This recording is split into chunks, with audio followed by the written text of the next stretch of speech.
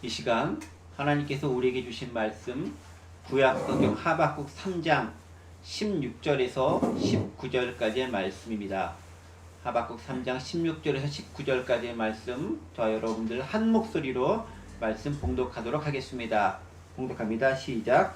내가 들었으므로 내 창자가 흔들렸고 그 목소리로 말미암아 내 입술이 떨렸도다. 무리가 우리를 치러 올라오는 환난 날을 내가 기다림으로 썩이는 것이 내 뼈에 들어왔으며 내 몸은 내 처소에서 떨리는도다. 비록 무화과 나무가 무성하지 못하며 포도나무에 열매가 없으며 감람나무에 소출이 없으며 밭에 먹을 것이 없으며 우리의 양이 없으며 외양간에 소가 없을지라도 나는 여호와로 말미암아 즐거워하며 나의 구원의 하나님으로 말미암아 기뻐하리로다. 주 여호와는 나의 힘이시라. 나의 발을 사슴과 같게 하사 나를 나의 높은 곳으로 다니게 하시리로다. 이 노래는 지휘하는 사람을 위하여 내 수금에 맞춘 것이니라. 아멘. 네, 오늘 하박국 강의 마지막 하는 시간 되겠습니다. 특별히 성탄절을 앞두고 또 우리의 상황과 맞물려서 가장 적합하게 우리가 함께 은혜를 체험할 수 있는 그런 귀한 시간이 되지 않나 싶습니다. 코로나 상황이 무척 힘들고 어렵습니다. 여러분 뉴스 보시면 알겠지만 며칠째 계속 한국 내 확진자가 1000명이 넘어가고 있고, 또 오늘은 또 가장 많은 확진자가 그런 나온 날이다 라고 이렇게 기록을 하고 있습니다. 물론 그렇게 된 이유 중에 하나는 집단 감염도 있겠지만, 또 이제 서울시에서 특별히 선별 질서를 마련해서 자발적으로 원하는 사람 누구나 무료로 이제 검사하라라고 하니까 이제 그걸로 인해서 또 나온 사람들도 있고 여러 가지 숫자들이 모여서 이제 그런 숫자가 되어진 것 같습니다. 그러함에도 불구하고 1000명 이상이 되는 사람, 또 수도권이 한 500~600명 되는 사람들이 매일같이 확진자가 나오고 있다는 것은 우리를 무척 힘들게 하고 우울하게 만드는 충분한 요소가 됩니다. 그래서 코로나 블루스, 코로나 우울증이란 말이 생겼고, 그것으로 인해서 정말 많은 사람들이 밖에 나가지도 못하고, 나간다 할지라도 어디 들어갈 수도 없고, 하다못해 카페도 못 가고 음식점도 못 가고 그저 갈 곳도 없는 집안에만 앉아 있어야 되는 그런 처지에 있어서 무척 힘들고 어려움을 겪는 것이 사실입니다. 그래도 그 정도만 되면 다행입니다. 정말 힘든 사람들은 자영업 하시는 분들, 또 소상공인 하시는 분들, 여행이라던가 또 그런 것과 관련되어서 일업종에 종사하신 분들은 무척 힘들고 어려운 삶을 살아가고 계십니다. 장사를 해도 살까 말까 하는데 장사조차 하지 못하고 임대료 문제에 크게 대두되고 있습니다. 국회에서 임대료 관련된 법을 마련한다고 이야기는 하고 있지만 사실 사회재산과 관련된 문제가 걸려 있기 때문에 쉽지 않은 문제이긴 합니다. 정부에서 얼마나 그들에게 지원해 줄 수 있을지 또한 기대하고 있긴 하지만, 우리가 뭐 서유럽이라던가 그런 서구권처럼 사회복지제도가 잘 되어지는 나라가 아니기 때문에 그 역시 쉽지는 않을 것 같습니다. 그래도 어떡합니까? 참고 견뎌 나가는 수밖에 없는 것 같습니다. 북악하늘의 사정도 썩 만만치 않습니다. 그래도 하나님께서 돌이켜보면 올 한 해 1년간 은혜 베풀으셔서 지금까지 지내오고, 또 그 믿음 가지고 앞으로도 지내갈 수 있을 것이다 라는 희망을 가지고 살아가고 있습니다.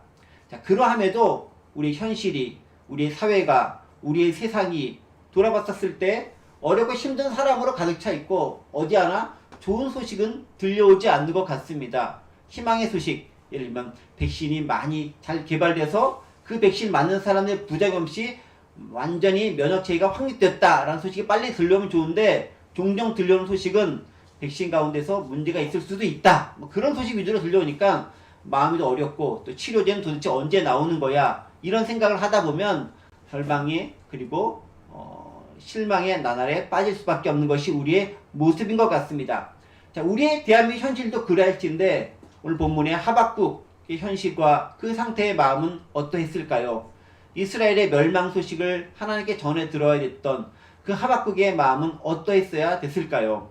사실 우리가 잘 알겠지만 우리 1장, 하박국 1장에 대한 부분들은 이스라엘의 절망 소식, 멸망의 소식을 전해드리는 하박국의 하나님 향한 항해 빗발친 소리들로 가득 차 있었고, 2장에서는 하나님과 대화를 하는 것을 통해서 그럼에도 불구하고 하나님께서 이러이러한 계획을 가지고 있다는 것을 가르쳐 주시면서 나름대로 위안을 삼고 위로를 삼고 해답을 조금씩 찾아가는 과정이었던 것 같습니다. 그리고 이제 마지막 3장에서는 그 모든 질곡의 나날들, 어둠의 나날들, 그리고 골짜기의 날들을 지나오면서 마지막에 하박국은 오늘 방금 저희가 함께 봉독했던 것처럼 희망과 긍정의 메시지로 그 소망을 가지고 끝을 맺음하고 있습니다. 가장 절망적인 상황 가운데서 마지막에는 희망을 맺을 수 있는 것, 사실 여러분 그게 성경이 우리에게 주는 놀라운 메시지가 아닐 수 없습니다. 시편을 여러분 보시면 알 수 있습니다. 시편을 읽어보시면요, 많은 시편들이 하나님 앞에 탄식하는 시편들이 기록되어 있습니다. 주님, 죽을 것 같습니다. 힘듭니다. 어째서 저를 이렇게 어둠 가운데 몰아냈습니까? 절망 가운데 빠지게 됐습니까? 나의 가장 친한 사람으로부터 배신을 당해야 됩니까? 왜 내가 죽음을 당해야 됩니까? 어째서 나를 구원해주지 않습니까? 하나님의 백성임에도 왜 내버려 두십니까? 라는 절망과 탄식의 기도가 앞부분을 장식하고 있다면 거의 대부분의 시편들은 마지막에는 그러함에도 주님을 찬양합니다 라고 고백하면서 감사와 찬양으로 끝맺음하고 있다는 것을 발견할 수 있습니다. 오늘 하박국의 본문도 마찬가지로 역사되어지고 이어지고 있는 것을 발견하고 있습니다. 자, 그러면 어떻게 이것이 진행되고 있을 것인가 좀 말씀을 보면서 생각해 보도록 하겠습니다. 6절 말씀 우리 같이 함께 읽어보도록 하겠습니다. 같이 읽습니다. 시작. 내가 들었으므로 내 창자가 흔들렸고 그 목소리로 말미암아 내 입술이 떨렸도다. 무리가 우리를 치러 올라오는 환난 날을 내가 기다림으로 썩이는 것이 내 뼈에 들어왔으며 내 몸은 내 처소에서 떨린도다. 오늘 이 말씀 6절 말씀 읽었습니다. 여기 보면 알겠지만은 선지자 하박국은 내가 들었으므로 내 창자가 흔들렸고 목소리에 말미암아 내 입술이 떨렸도다 라고 기록하고 있습니다. 뭘 들었던 걸까요?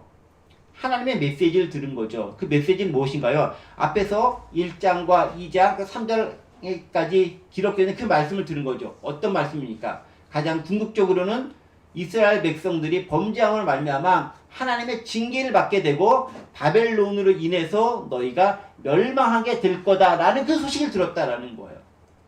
아주 비극적인 소식인 거죠. 우리 망해 라는 소식을 들었다는 거예요. 근데 누구로부터 그 목소리 들었냐?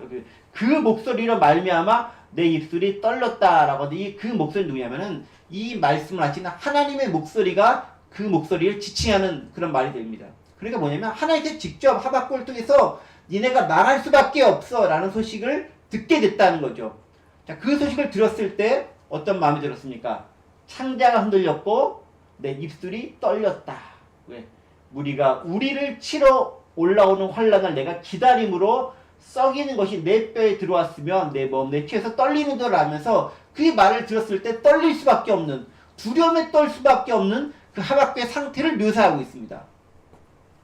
정말 공포 상황 건데 다르면 떨리게 되고요. 잠을 이루지 못합니다. 제가 이제 그런 경험들이 그렇게 많지는 않은데 이것과 가장 비슷한 경험이 뭔가를 한번 생각해 봤었을 때 이제 군대에 있었을 때 이런 경험이 있었던 것 같아요. 저는 개인적으로 이렇게 몸이 썩 건강한 편이 아니기 때문에 뭔가 이렇게 큰 훈련을 앞두고 나면 마음이 좀 불안한 가운데 있습니다. 그래서 이제 큰 훈련이 있어요. 특별히 이제 겨울에 이제 혹한기 훈련. 지금 우리 이렇게 조금 춥기도 하고 그러잖아요. 그런데 부대에 있으면 더 추워요. 한 10도씩, 10도는 더 내려간 것 같아요. 참 묘해요. 군복만 입으면 추워요. 따뜻한 데도 입으면 추워요.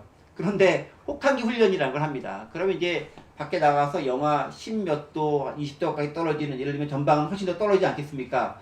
그곳에서 생활해야 되는데 군장 싸고 밖에서 씻지도 못하고 그 가운데서 그 밖에서 땅을 파고 거기다가 텐트를 치고 거기서 야영을 하고 며칠을 지내다가 살아서 돌아오는 게 훈련의 목적이에요. 다른 거 뭐 하는 거 없어요. 추우니까 밖에 나가서 잘 견디다가 돌아오는 게 목적인데 그게 훈련의 가장 중요한 핵심인데 그 훈련을 앞둔 바로 전날 밤에 마음과 심정 어떤지 아십니까? 차라리 훈련을 하고 나가면 괜찮아요.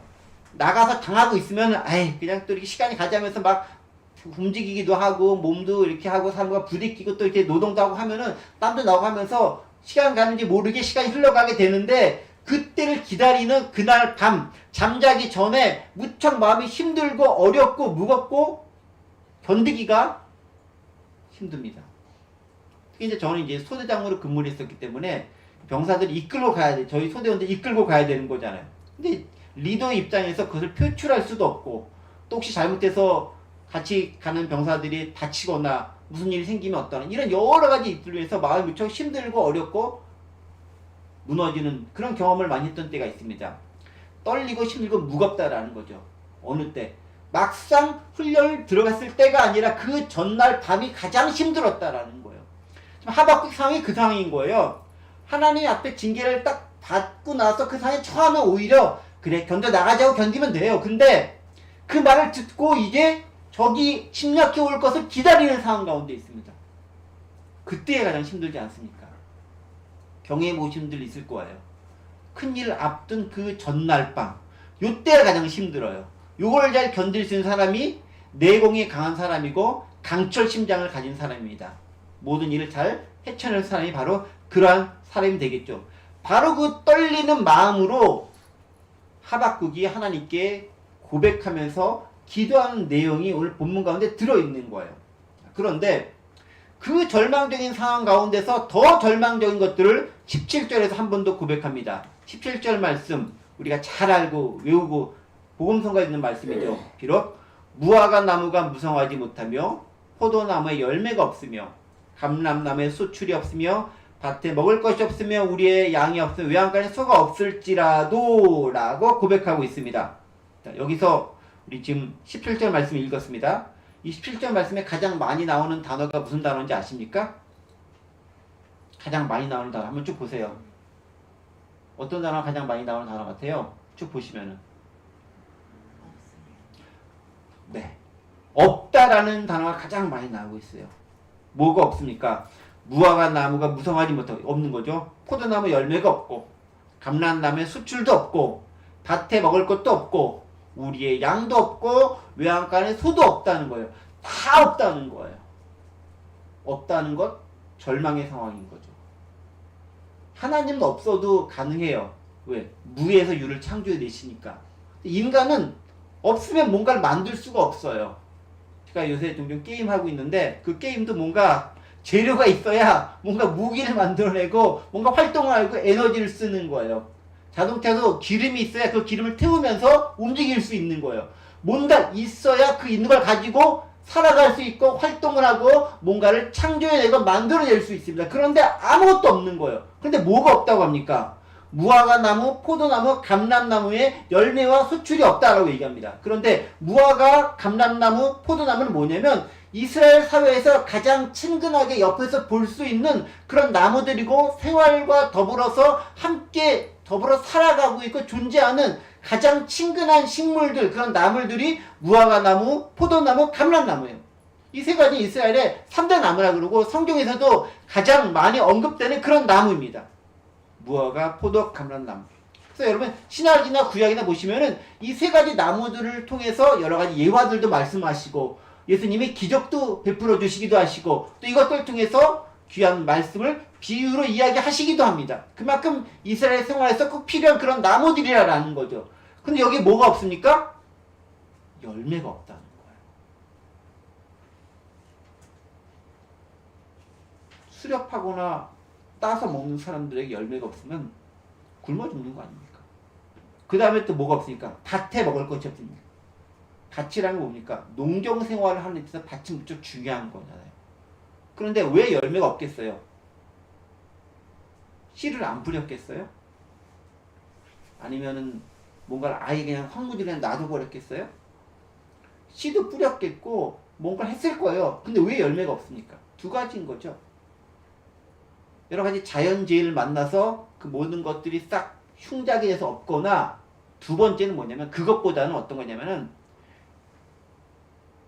적국이 바벨론이 대적하는 국가가 쳐들어와서 우리나라에 있는 모든 소출들을 약탈해갔기 때문에 없다라는 거예요. 그냥 자연재해 때문에 없으면 그러려니 할 수도 있는데 여기서 없다는 건 뭐냐면 다 빼앗겨버려서 없게 됐다라는 거예요. 이스라엘 사회에서 이런 것들은 많이 나오고 있어요. 예를 들면 여러분 예레미야 48장 33절에 있는 말씀을 보면은 이렇게 고백합니다. 이 시절의 말씀 이렇게 고백해요. 제가 읽을게요. 기쁨과 환희가 옥토와 모압 땅에서 빼앗겼도다. 내가 포도주 틀에 포도주가 끊어지게 하리니 외치며 받는 자가 없을 것이라. 그 외침은 즐거운 외침이 되지 못하리로다. 무슨 얘기입니까? 다 빼앗기고 없어져 버렸다라는 거예요. 포도주도 없고 무화과 나무도 없고 감람나무가 없으니 기름도 만들지 못하고 밭에 수출도 없이 다 빼앗겨 버렸다라는 거예요. 약탈당했다라는 거죠. 식민지의 서름이 뭐냐면요, 빼앗기고 약탈당하는 데 있어요. 사실은 무역을 하거나 거래를 하면은 반대 급으로 내가 받는 것이 있으니까 그것을 가지고 또 다른 걸 사거나 또 다른 것을 창출해낼 수 있습니다. 그런데 빼앗겨 버리면 내가 받는 게 없으니까 그냥 나는 굶어 죽을 수밖에 없는 상황에 처하게 되는 거예요. 바로 그 상황을 얘기하는 거죠. 농경의 입장에서 밭에 먹을 것이 없다는 것은 가장 치명적인 거죠. 뿐만 아닙니다. 이스라엘 사회는 원래 농경국가가 아니었죠. 어떤 국가입니까? 유목민이잖아요. 유목민. 그래서 노매드라고 하죠. 떠돌아 유목민. 유목민 입장에서 가장 중요한 식재료는 뭡니까? 양, 염소, 뭐 이런 게 가장 중요한 거 아니겠습니까? 그런데 또 17절에 뭐가 없다고 합니까? 우리의 양이 없고 외양간에 소가 없다라고 얘기합니다. No sheep, no cattle in the stores라고 되어 있습니다. 소도 없고 양도 없어요. 집에 아무도 없다라는 거. 오늘 우리 시대의 모습과 비슷하게 적용시킬 수 있어요. 비록 우리는 조금 부유한 국가에 속해요. 전 세계 200몇 개국의 나라 중에서 대한민국은 사실은 상위 10여 등 근처에 있는 최소한 전체 1인당 GDP를 따지면 조금 더 뒤로 물러날지 모르겠지만 전체 GDP를 따졌을 때는 10등 안쪽에 있는 그런 국가가 우리나라쯤 됩니다. 엄청 잘 사는, 상위 5% 안에 드는 엄청 잘 사는 나라가 사실은 우리나라인 거예요. 그런 나라죠. 그런데 그럼에도 불구하고 여전히 뭔가 집에 쌓아놓은 게 먹을 게 없다는 것은 무척 힘들고 어렵게 다가올 수밖에 없어요. 예전에 그래서 우리 어르신들은 가장 기쁜 게 뭐였냐면은 곳간에 쌀 재워놓는 거. 제가 어렸을 때만 하더라도 뭐 저나 여러분들이랑 비슷한 분들도 계시고 비슷한 느끼면은 좀 연세되신 분들이고 그렇지 않게 공감이 안 되면은 젊으신 분들이에요. 일림 이런 거죠. 제가 어렸을 때도 저희 집에 그 연탄을 쌓아놨던 기억이 있어요. 까만색 연탄. 지금도 연탄 쓰는 곳이 있다고 제가 들었습니다. 달동네. 얼마 전에 뉴스를 보니까 그 연탄이 없어가지고 기증받는 게 없거나 주는 곳이 없어가지고 이번 겨울날 한 200장 정도 필요한데 100장도 없어서 어떻게 날까 고민하고 있다고요. 그 연탄이 쌓여있는 것만 보더라도 마음이 뿌듯하고 행복한 게 그게 사람의 모습이고 안정감을 갖는 게 연약한 인간의 모습이었다는. 뭔가 먹을 것이 있고 따뜻하게 해줄 수 있는 연료가 있으면 그것을 위해 안정감을 가지고 살아갈 수 있는데 아무것도 없는 거예요. 가장 기본적인 필수품이라 일컬어지는 것조차 의식주와 관련된 것조차 싹 다 없는 것이 그들의 삶의 모습이었다라는 겁니다. 근데 그게 왜 일어났습니까?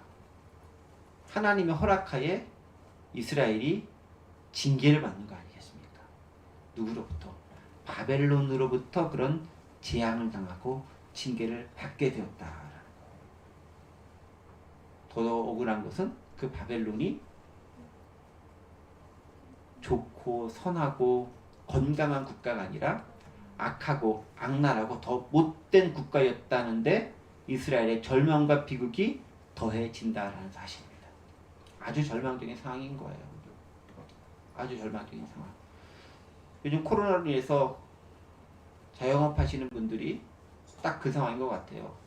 빚만 계속 늘어간다. 월세 석 달째 못 냈는데 장사는 하나도 할 수 없고 월세가 뭐 한 달에 200, 300 되는데 그거보다 1000만 원 이상이 빚이다. 해결할 방법이 없다. 3단계로 격상되어지면 아예 그냥 문 닫는 게 낫지 조금 하나만 이거 하는 거 별 의미가 없다. 라고 하면서 힘들어하는 분들에 대한 뉴스가 매번 올라오고 있고 볼 때마다 저 역시 무척 가슴이 아픕니다. 절망의 상황이라는 거죠. 우리 중에도 그런 신분들이 계실 수도 있지 않나 저는 그렇게 생각을 합니다. 특별히 저희같이 작은 교회를 하는 입장에서는 더더욱이나 어렵고 힘든 분들이 많습니다. 제가 아는 분만 해도 전에도 말씀드렸듯이 교회를 월세를 내지 못해서 접을 수밖에 없었던 그런 목사님도 계시고 운영하는 것조차 힘들어서 최대한 감축 감원하는 거예요. 또 제가 아는 또 어떤 대형 교회는 상당히 큰 교회에도 불구하고 교육자가 나간 다음에 뽑질 않는 거예요. 예산이 안 되니까 가장 쉽게 줄 수 있는 뭐냐면 나가고 안 뽑는 거예요.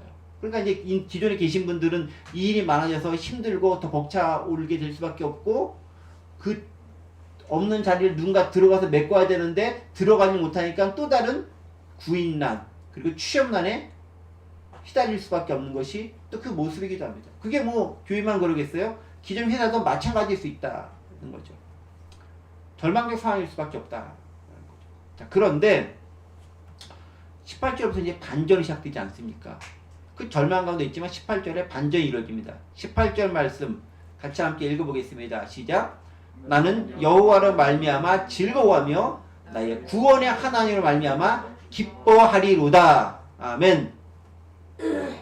정말 절망의 상황인데 즐거워하고 기뻐한다라고 얘기합니다. 근거가 있죠. 뭐로 인해서? 주 안에서 기뻐한다. 한국말로는 뭐뭐으로 말미암아라는 말을 썼지만 영어로 보면 알겠지만은 in the Lord라는 단어를 쓰고 있습니다. 그 다음에 in God my Savior. 그래서 주님 안에서 내가 기뻐할 것이고 그 다음에 하나님 나의 구원자이신 하나님 안에서 내가 즐거워할 것이다 라고 고백하고 있어요. 그러니까 하나님 때문에 라는 표현보다 여기 있는 것처럼 하나님 안에서 기뻐한다 라는 것이 좀 더 정확한 표현이에요. 하나님 때문에 라는 것보다 하나님 안에서 기뻐한다. 약간 다른 뉘앙스가 있죠. 무슨 얘기입니까? 내가 하나님 안에 있기 때문에 그것으로 인해서 기뻐할 수 있다라는 거예요. 하나님 안에 있는 자는 그것을 기뻐할 수 있다라는 거예요. 여기서 우리가 몇 가지 교훈을 얻을 수 있습니다. 자, 보세요. 왜 기뻐할 수 있겠습니까? 몇 가지 이유가 있습니다. 이스라엘 가운데 하박국에 있는 그 이스라엘, 정확히 유다 가운데 덮친 상황은 절망의 상황이 다가옵니다. 절망에서 벗어날 수 없는 것처럼 보입니다. 그럼에도 하박국은 기뻐하고 감사하고 즐거워합니다. 왜 그럽니까? 바로 하나님을 믿는 여호와 안에 신앙을 가지고 있기 때문에 그렇습니다. 가장 첫 번째는 뭐냐면은 하나님의 계획과 섭리를 하박국은 이미 들었기 때문에 기뻐하고 즐거워할 수 있다라는 거예요. 하박국은 하나님 말씀을 듣고 처음에 분노했습니다. 어째서 우리나라를 이렇게 힘들게 합니까? 망하게 합니까? 불의한 자를 통해 우리를 없애려고 합니까? 무너뜨리려고 합니까? 따지듯이 물었습니다. 하나님께서 말씀해 주셨죠. 바벨론 너를 칠 건데 걔네도 잘못한 게 많기 때문에 걔네도 네가 당한 것 이상으로 똑같이 더 크게 당하고 침몰하고 말 거야 라고 이야기합니다. 하박국 그걸 들으면서 소망을 발견한 거죠. 아, 우리를 없애는 게 목적이 아니구나. 우리를 징계하는 것을 통해 다시금 깨닫고 일어나고 회복하게 하는데 하나님의 목적과 방점이 있구나라는 것을 하박국은 발견하게 됩니다. 어떻게? 주님 안에서 하나님과 대화하고 말씀을 나누고 교제하는 것을 통해서 발견하게 되는 것이죠. 그거죠. 하나님의 계획과 섭리를 내가 들어서 알기 때문에 극복할 수 있는 힘이 생기는 거예요. 어떻게 보면요. 나는 처음과 결말을 미리 알고 들어가는 거예요. 결론을 알고 들어가면 백전백승할 수 있는 거잖아요. 결론을 모르니까 힘든 거잖아요. 가장 힘든 게 불안한 거잖아요. 어떻게 될지 모르는 게 우리의 심장을 쫄깃쫄깃하게 만드는 거잖아요. 그런데 내가 이길 거다. 결과 하나님은 승리할 거다. 하나님은 우리를 구원할 거다라는 사실을 미리 알고 들어가면 견뎌낼 수 있는 거예요. 왜? 그 결과가 예정되어져 있고 나는 그 결과 가면 되는데 과정은 어쨌든 간에 지나갈 수밖에 없고 그 지나간 마지막의 목적지는 구원이다라는 것을 알기 때문에 버텨낼 수 있는 힘과 능력이 그 안에서 나오게 되더라라는 거예요. 우리는 그것을 어떻게 합니까? 말씀을 통해서 안다는 거죠. 말씀을 통해서. 약속한 말씀을 통해 아는 거예요. 내게 주신 하나님 체험과 경험을 통해서 아는 거예요. 지금 이렇게 어려운 시절을 지나가고 있지만 이때도 지나가리라라는 것을 아는 거예요. 역사적 사실로 증명돼서 아는 거예요. 하나님께서 이렇게 역사했다는 것들을 아는 거예요. 경험을 통해서 아는 거예요. 무엇보다도 그 경험 이전에 말씀하셨기 때문에 그 말씀에 빗대어서 말씀에 의지해서 알 수 있다는 겁니다. 중요한 것은 그것을 내가 지금은 신뢰하고 믿고 나아가느냐에 따라 달라진다는 거죠. 근데 인간이 참 연약하잖아요. 왜냐면 방금 전에 경험한 것도 아직 닥치지 않은 불안한 미래가 있으면 그것 때문에 고민하는 게 우리의 모습이라는 거예요.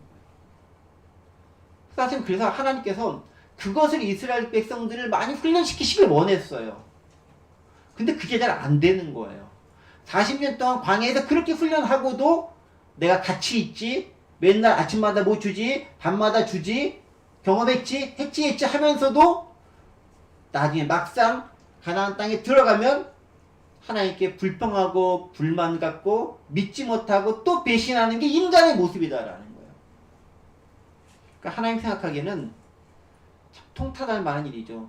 내가 이런 녀석을 믿고 내가 얘를 구원했어? 자괴감 느낀다. 라고 이야기할 만한 것이 하나님께서 우리를 보고 느끼는 감정일 수 있다라는 거예요. 그러함에도 내가 사랑하기로 했으니 끝까지 사랑하겠다라는 것이 또한 하나님의 우리를 향한 그 마음과 그 일의 모습이다라는 거예요. 거기 희망이 있는 거예요. 그래서 저는 그런 생각을 해요. 지금까지 그렇게 많이 역사하셨고 은혜도 보여주셨고 체험을 하셨으면 앞으로 닥칠 어려움들에 대해서 걱정 안 하고 담대히 나아가면 되는데 실제로 그렇게 나아가는 게 맞아요. 근데 인간이라 그렇지 못한다 할지라도 때때로 또 불만도 갖고 의심도 하고 항의도 하고 울기도 하고 의기소침하기도 하고 삐지기도 하고 그런 삶을 살아가겠지만 그것까지도 이렇게 다 포함해서 아신 하나님이 그래 그래도 너는 내 자녀야. 너는 내 아들이고 딸이야. 라는 바로 그 사실 때문에 이끌어 나가신다라는 것을 믿는 거예요. 거기에 희망이 있는 거예요.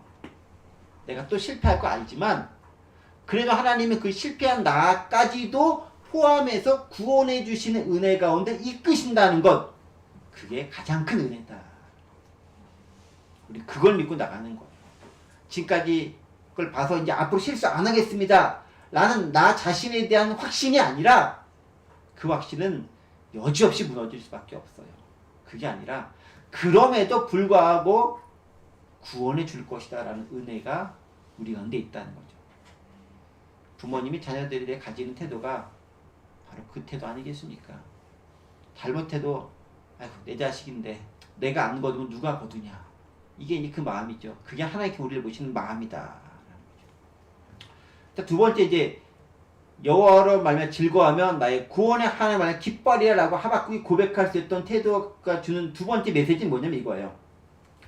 성령께서 나의 태도와 생각을 전환시킨다라는 겁니다. 여러분 지금 보세요. 환경은 변한 게 있어요? 없어요?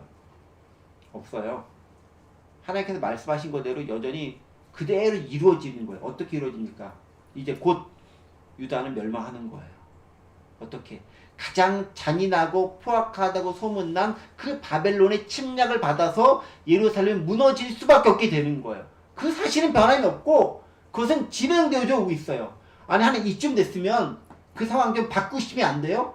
변개하셔가지고 좀 우리 안 멸망시키게 해주면 안 돼요? 라고 기도하고 하나님 그렇게 하실 수도 있을 거 아니겠습니까? 아니 전능하신 하나님께서 뭘 못하세요? 그냥 그렇게 되지 말아라 하면 그렇게 안 되는 거예요. 사실 또 아시겠지만 요즘에 아이언 골대 기본 골짜기에서 여호사가 기도하자 해도 멈추고 달도 멈추고 그렇게 역사와 천지를 주관하신 분이 하나님이시기도 합니다. 불가능한 것이 아니에요. 그럼에도 불구하고 여전히 대부분의 역사는 그대로 똑같이 이루어지고 진행되어 가고 있는 거예요. 환경은 별 바뀐 게 없어요. 우리가 기도한다고 해서 환경 자체가 갑자기 획가닥 바뀌지 않아요. 우리가 착각하고 있는 많은 것들이 뭐냐면 내가 지금 당장 기도하면 갑자기 하늘에서 돈이 뚝 떨어진다거나 갑자기 우리 부학하는 공동체 가운데 있는 좋은 땅이 하나 누군가 나타나서 딱 준다던가 이런 일이 생길 것 같은데 생겼으면 좋겠어요 사실은. 근데 그런 일은 안 생긴다라는 거예요. 거의 대부분 99.999% 100%로 얘기할 수는 없어요. 가능성은 있으니까 그 가능성을 믿고 기대하기도 하죠. 로또보다 낮은 확률이긴 하지만 자 그럼에도 우리가 나아갈 수 있는 건 뭐냐면은 그 상황을 바라본 우리의 마음과 태도가 바뀌게 됐을 때 환경도 결국은 바뀌게 된다라는 거예요. 근데 그걸 누가 바뀌시냐? 성령께서 우리의 마음을 바뀌시게 만드신다라는 거예요. 상황을 바라보는 마음이 바뀌는 거죠. 절망으로 바라봤던 마음에 희망의 한 줄기 빛을 찾게 되는 거죠. 99% 절망과 암흑 가운데 있는 거에서 문틈 사이로 조금 비춰는 그 희망의 불빛을 바라보면서 삶에 대한 힘과 에너지를 얻고 그것을 바라보면서 하루를 견뎌 나가는 거죠. 그리고 그 견뎌 나가는 그 힘이 마침내 터널의 끝을 보게 만들어지게 되더라. 희망은 어디 있습니까? 우리가 하나님의 말씀을 붙잡고 성령의 감동하시는 마음과 태도와 생각을 전환하는 데서부터 희망이 시작됩니다. 그러니까 하나님께서 내 기도를 들으시고 역사하셨는가 여부는 어디서 발견되냐면요. 내가 상황을 바라보는 태도와 마음이 바뀌었느냐 안 바뀌었느냐를 보면서 알 수 있는 거예요.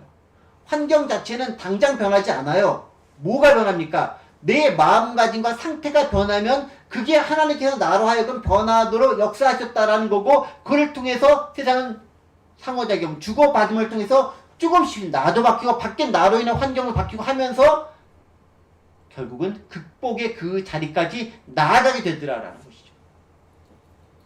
하박국은 그걸 경험하고 있는 거예요.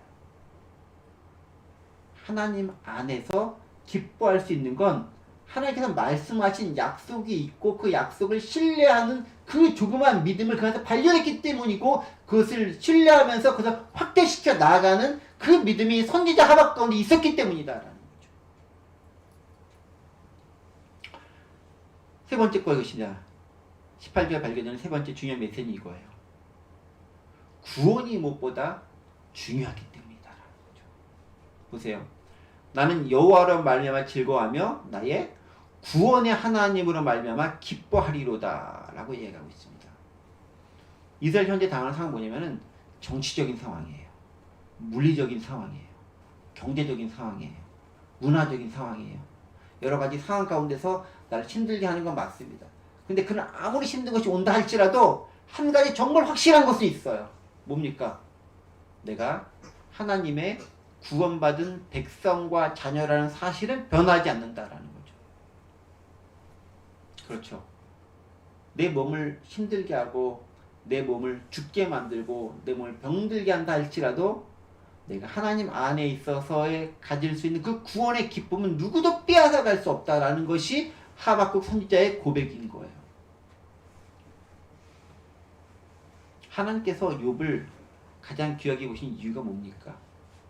네가 아무리 괴롭혀봐, 목숨 빼고 다 괴롭혀봐, 결국 나에 대해서 배신하지 않을 거야. 왜? 쟤는 구원받은 자이기 때문에 그렇다라고 선언하고 있지 않습니까? 여러분, 그래요. 결국 우리의 가장 중요한 핵심은 100년 동안 살아가는 이 땅도 있지만 그 이후 영혼의 삶이 우리가 궁극적으로 지향해야 할 삶이기 때문에 그것에 대한 소망을 가지고 있다면 이 땅에서의 100년 무척 길지만 이겨나갈 수 있는 힘을 얻을 수 있게 되더라라는 겁니다. 근데 100년 길어요. 한 달도 길고 1년도 길고 힘들고 어려운 사람의 입장에서는 하루도 길어요. 하지만 우리 육신을 패하게 할지 모르지만 영혼은 그 어떤 것도 건들 수 없다는 것을 우리는 잘 알고 있습니다. 여러분, 그렇습니다. 물질적이고 정책의 의미의 구원도 중요하겠지만 궁극적으로 영혼의 구원이 우리에게 보장되어져 있기 때문에 우리는 그것을 가지고 살아나갈 수 있는 거예요. 그래서 아주 극단적으로 말하면 이거인 거예요. 적의 침략으로 내가 죽어? 죽으면 죽지 뭐. 죽더라도 나는 천국에 갈 수 있으니까. 그 믿음을 갖게 되는 거예요. 물론 저는 바라고 낳기는 죽는 거 별로 원하지 않아요. 아직 해야 할 일도 많은데 벌써 죽으면 안 되죠. 열심히 하나님께 살아갈 수 있는 은혜를 주시리라 믿습니다. 바로 그 은혜를 가지고 살아가는 거죠. 그러나 우리에게 구원이 가장 중요하다는 것이 있기 때문에 그 구원은 누구도 빼앗아가거나 누구도 도둑질을 갈 수 없다는 걸 알기 때문에 삶을 견뎌낼 수 있다라고 고백합니다.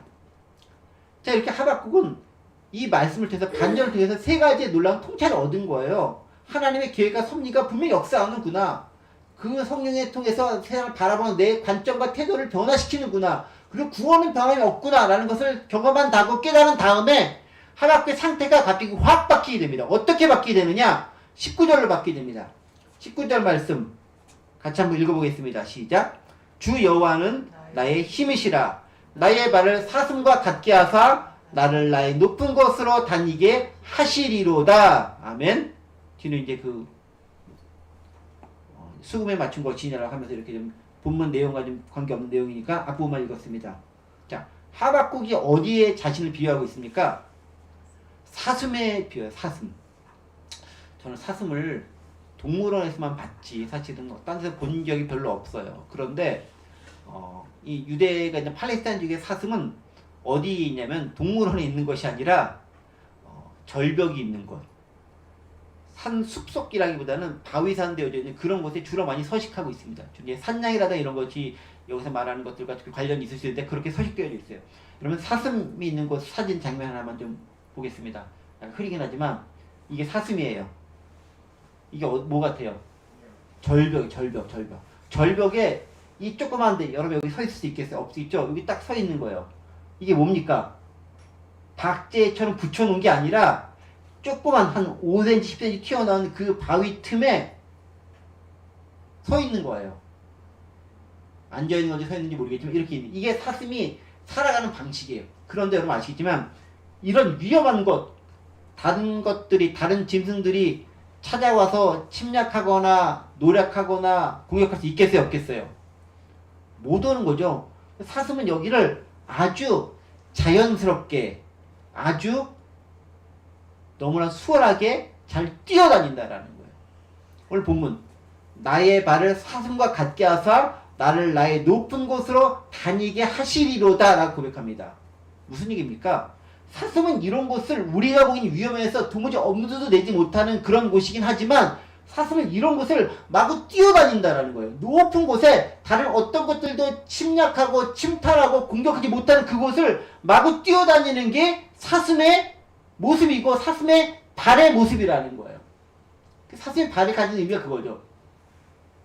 내가 보기엔 위험하지만 사슴은 바로 그게 가장 안전한 곳이에요. 왜냐면 이 곳을 뛰어다닐 수 있게 그 발이, 그 굽이 특화되어져 있어요. 그래서 딱 가면 딱딱 끼어져서 이렇게 넘어지거나 이렇게 실족한 그러지 않고 잘 다닐 수 있도록 특화되어져 있는 구조를 가지고 있다라고 해요. 여기서 살아가는 거예요. 사슴은 나름대로 이렇게 살아갈 수 있도록 구조되고 설계되어져 있습니다. 그게 사슴의 모습이고 사슴의 내공이라는 겁니다. 하박국의 내공이 사슴의 내공의 수준으로 업그레이드가 된 거예요. 비록 높고 위험한 곳에 다니지만 사슴은 그곳이 가장 안전하다고 느끼면서 살아가고 있는 거예요. 그런데 어린 사슴 입장에서 이런 것은 안전하겠어요? 위험하겠죠.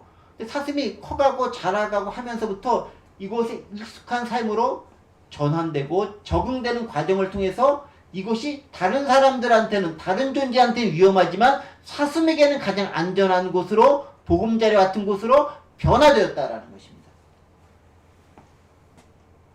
우리의 삶도 마찬가지인 것 같아요.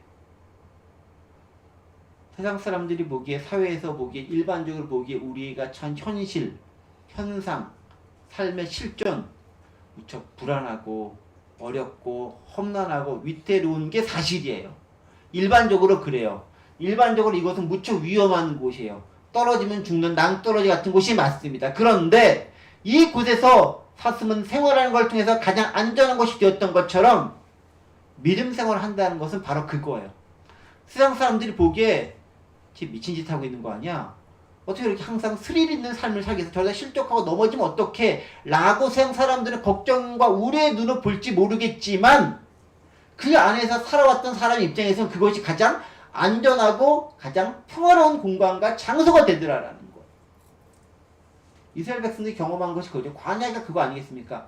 가장 위험한 건 광야잖아요. 아침 저녁 기온차가 너무 심하고 언제 어떻게 적의 침입이 있을지 모르고 먹을 것 없고 제대로 된 보호장치 없는 것이 광야지만 그곳에 거하며 살아가는 동안 그것이 가장 안전한 곳이 되는 거예요. 왜? 하나님께서 함께 하신 그 공간이기 때문에 그런 거예요. 그래서 19절에서 제일 먼저 이렇게 고백합니다. 사슴에 대한 얘기하기 앞서서 뭐라고 고백하냐면 주 여호와는 나의 힘이시라 라고 고백하는 거예요.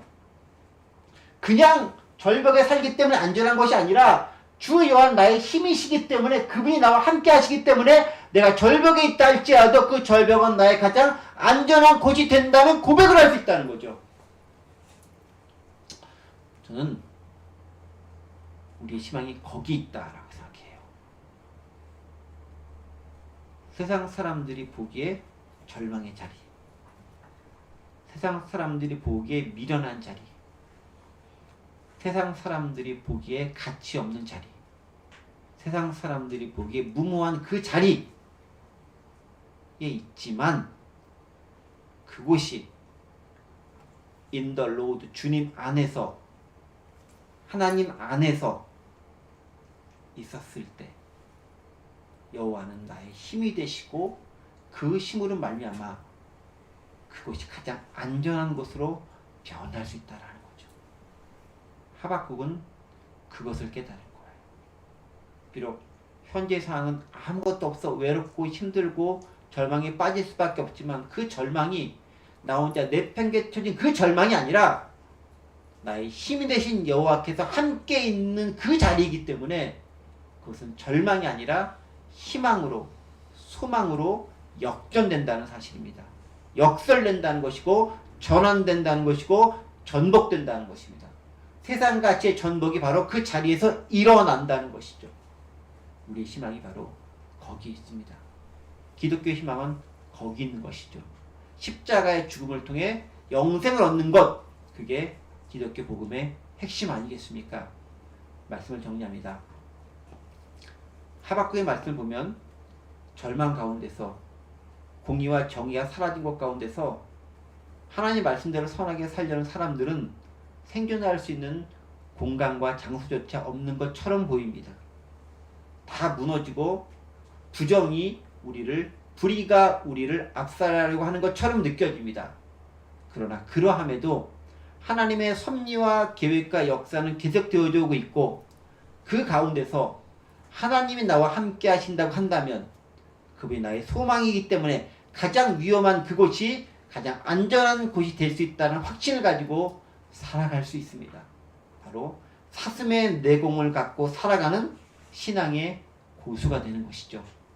바로 그런 고수로 살아갈 수 있는, 비록 저는 가정이 좀 어렵고 힘든 것 부인할 수 없지만 그런 고수로 살아갈 수 있는 저와 우리 모든 성도님들, 온라인 오프라인에 있는 모든 성도님들 되시기를 간절히 원합니다.